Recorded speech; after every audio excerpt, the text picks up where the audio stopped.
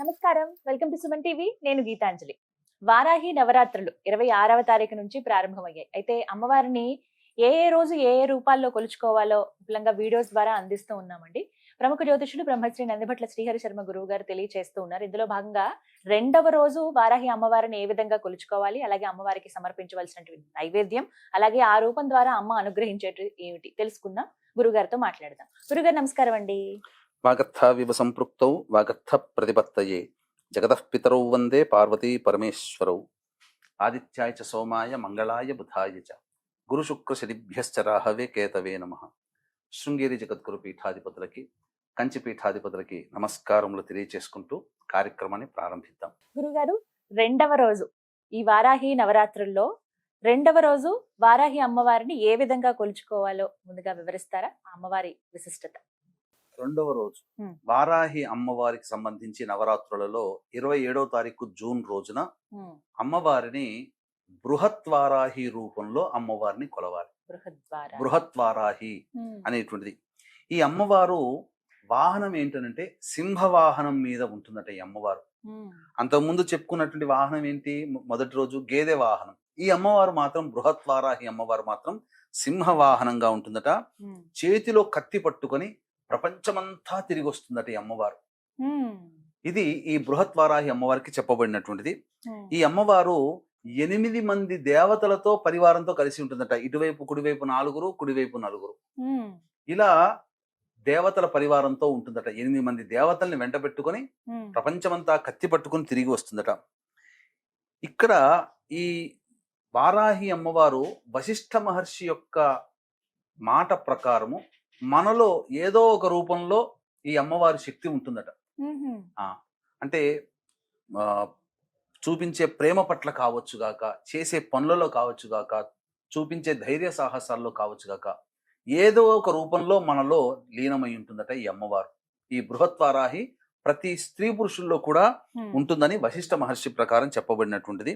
అలాగే ఈ అమ్మవారికి విశ్వాన్ని కాపాడేంత శక్తి ఉందట. ఈ అమ్మవారిని ఉపాసన చేయడం ద్వారా సమస్తమైనటువంటి శక్తులు కూడా మానవుడికి లభిస్తాయట.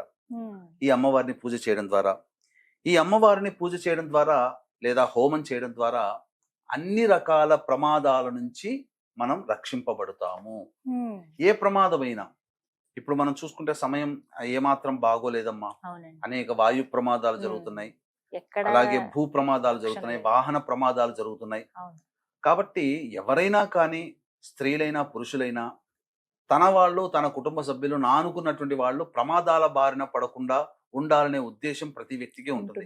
కాబట్టి అనునిత్యం ఏ దేవత, ఇప్పుడు ఒక విషయం చెప్తానమ్మా, మనకు ఎందుకు ఈ అమ్మవారిని ఇలా ఉపాసన చేయాలి అంటే, ఇప్పుడు ఒక వ్యక్తికి రక్తహీనత ఉన్నప్పుడు ఆ రక్తం పడే పదార్థం తీసుకుంటే రక్తం పడుతుంది.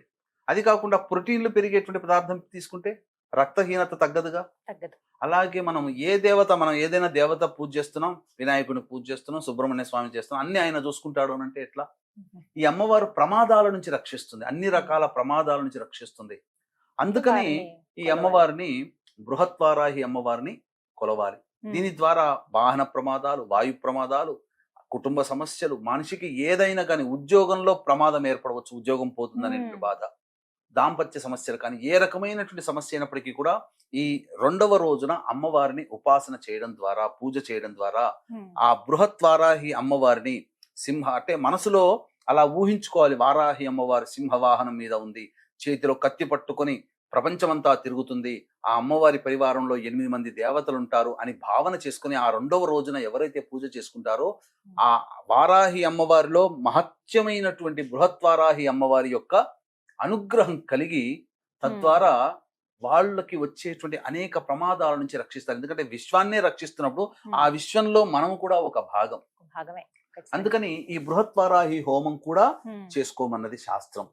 అందుకనే మన పీఠం ఆధ్వర్యంలో ఈ జూలై 5వ తేదీన దశమి తిథి స్వాతి నక్షత్రంతో కూడుకున్నటువంటి ఆ రోజున ఈ 9 రకాల వారాహి అమ్మవార్ల హోమాది కార్యక్రమాలు మధ్యాహ్నం 3 గంటలకి ప్రారంభమవుతుంది. 12 గంటల లోపల గోతనామాదులు నమోదు చేసుకోవచ్చు. నమోదు చేసుకున్నటువంటి వాళ్ళకి శక్తిపాతము చేయబడినటువంటి శంకరంగలి మాలని ఇవ్వడం జరుగుతుంది.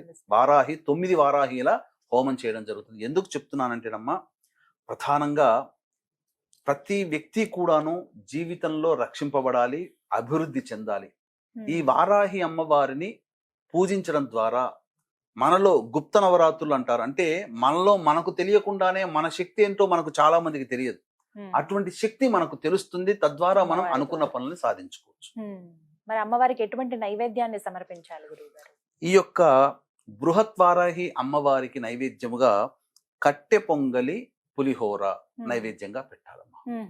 ఇది ఈ అమ్మవారికి ఈ రోజున చేయాల్సిన నైవేద్యము. అలాగే ప్రతిరోజు పెట్టవలసిన నైవేద్యాలు ఉన్నాయి. అవి మనం ముందుగా తెలుసుకుందాం. గురుగారు, మరి ఇంకా చాలా సందేహాలు ఉన్నాయండి. మరి అమ్మవారిని ఎలా పూజ చేయాలి ఇవి కూడా వివరించండి.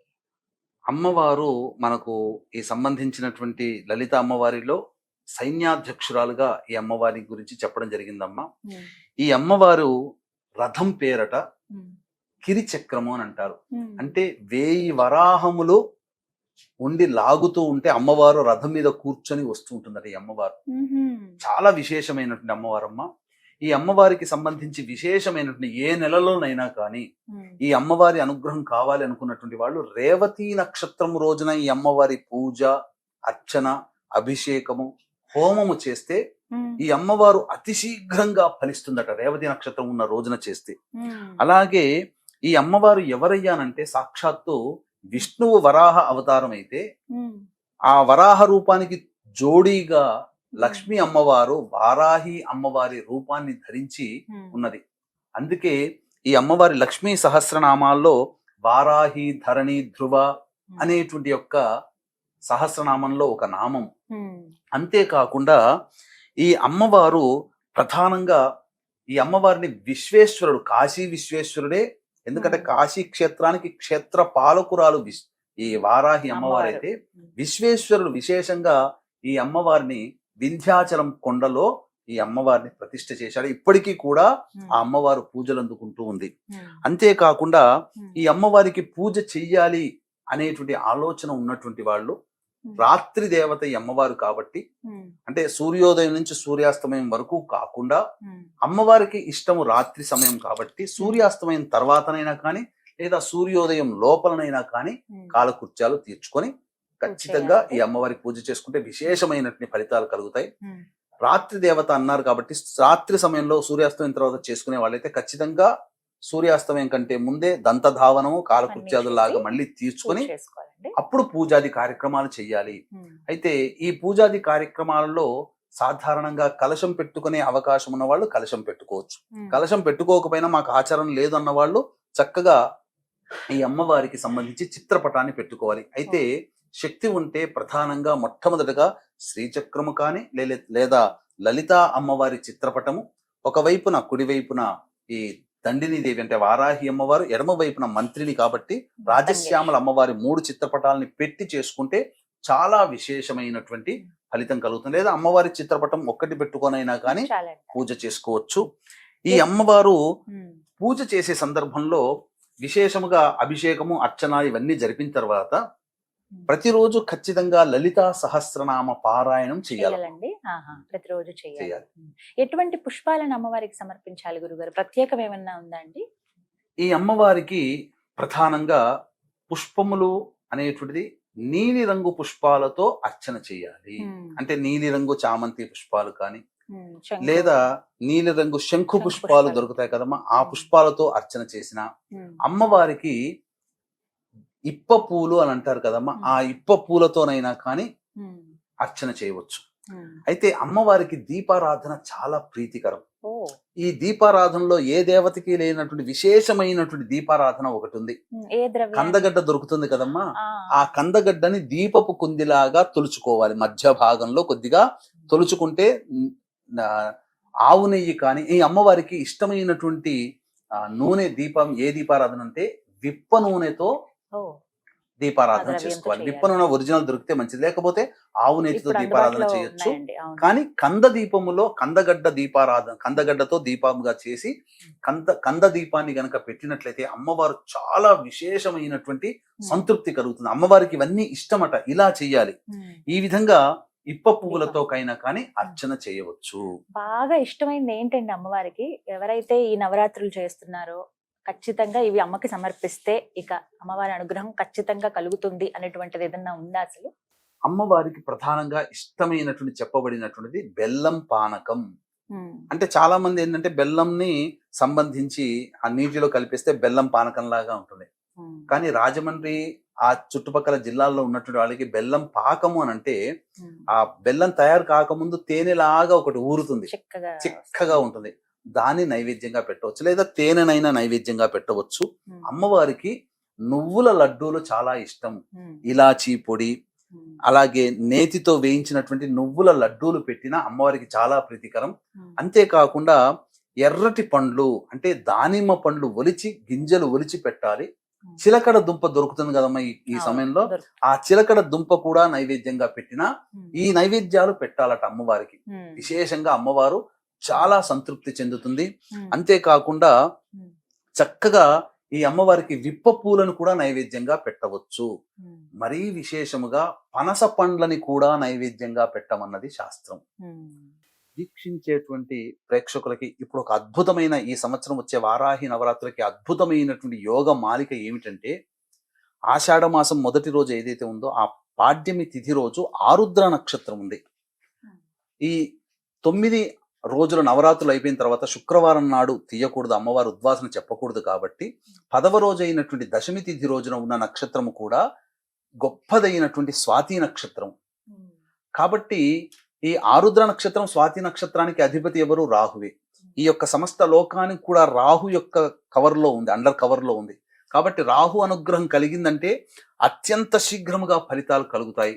అద్భుతమైనటువంటి రోజున ఈ స్వాతి నక్షత్రం రోజున ముగింపు కూడా పలుకుతుంది. కాబట్టి చక్కగా ఈ వారాహి నవరాత్రుల్లో ఎవరైతే చేసుకుంటారో, ఎవరైతే పూజ చేసుకుంటారో, ఎవరైతే పూజ చేసుకోకపోయినా హోమంలో జరిగే హోమంలో పాల్గొంటారో వారి యొక్క సంకల్పం అతి శీఘ్రంగా నెరవేరుతుందని చెప్పడంలో ఏమాత్రం సందేహం లేదు. ఇది చాలా యాదృచ్ఛికంగా కాకతాళీయంగా కలిసినటువంటి అద్భుతమైన యోగ మాలిక. రాహు నక్షత్రంతో మొదలై రాహు నక్షత్రంతో ఎండ్ అవుతుంది అని చెప్పవచ్చు. ఎందుకంటేనమ్మా, రాహు స్వరూపం అంటే దేహమంతా ఉంటుంది, తలకాయ మాత్రం ఉండదు. వారాహి అమ్మవారు కూడా ఈ సంబంధించి చూసుకుంటే దేహమంతా స్త్రీ రూపం, కేవలం తలకాయ మాత్రం వరాహ రూపం. అలా రాహు స్వరూపముగా మనకు అమ్మవారు ఈ సంవత్సరం అనుగ్రహిస్తుంది.